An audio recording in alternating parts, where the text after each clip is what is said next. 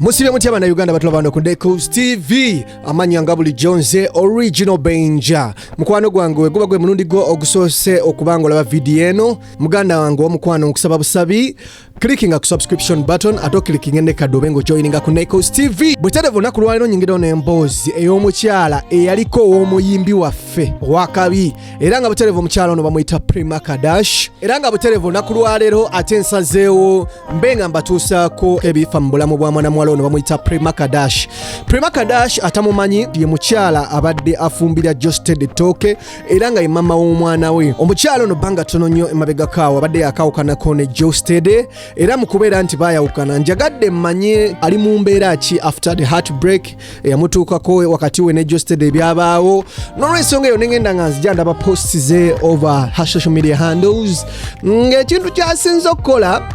kwe kubeera nga omukyala Yesu n'obuntu nga bw'omanyi nti bwe tuyinza oyita bummini obuntu obumpi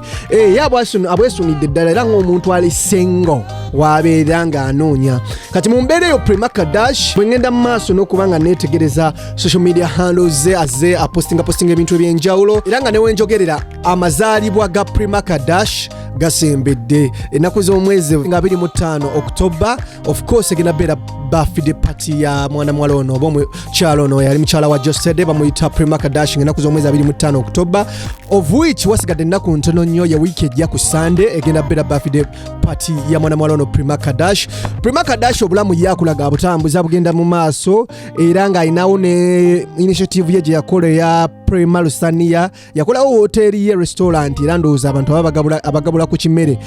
Prima Kardash yakolaga obulamu bugenda mu maaso mukyala mugumwagumye era omulaba anyirira kwegamba okwesuna obuntu buno bannaye obumpimpi n'akanyuga ku social media ye omulimu agukoledde ddala n'amaanyi ng'omuntu ali singa era omulaba ddala yeesunira ddala buli wagenda out oba waba alina walaze aterako ddala buli obwo abanoonya abali single and right about now olwenjogerero omukyala ekintu ky'okwesiwa amagengere ye akoledde ddala omulimu munene nnyo okubanga yeesiwa amagengere buli stress bwe zimukuba oba abeeramu stress tiwalinga agulayo ku byendyaye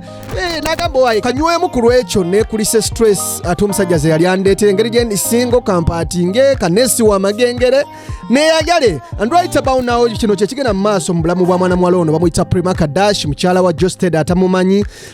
obulamu yeeyagalidde ddala ne mu bwasingo bwe yeeyagala bweyagaze oluvannyuma lw'okuba nti ate bambi omukyala ono Prima Kardash yakawukana ne Geosteady so byebigenda mu maaso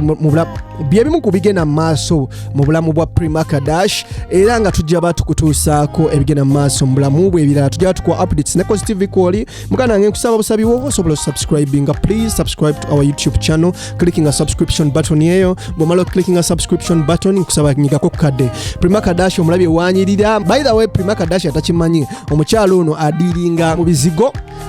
bikwatagana ne cosmetics makeup biki nabyo alina edduuka ndowooza abitunda era ku social media ye omulaba nga alangalanga nnyo ebizigo kwegamba era nga bw'omulaba skin bweri light naye tekimugana kwatamu mpolampola so NEKOZ TV kuoli mwana maba subscribe gatoba original Benja gemmanya kuisa tikula sumulula byonna byansibo wedda sisitira nyiganyiga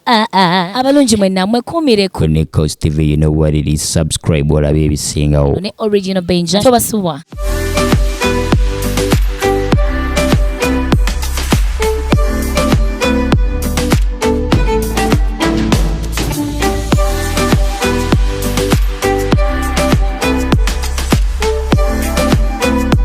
Yo, my people, what's up? It's your boy Eddie Kenzo with my boy Original Benja. Subscribe on NEKOZ TV.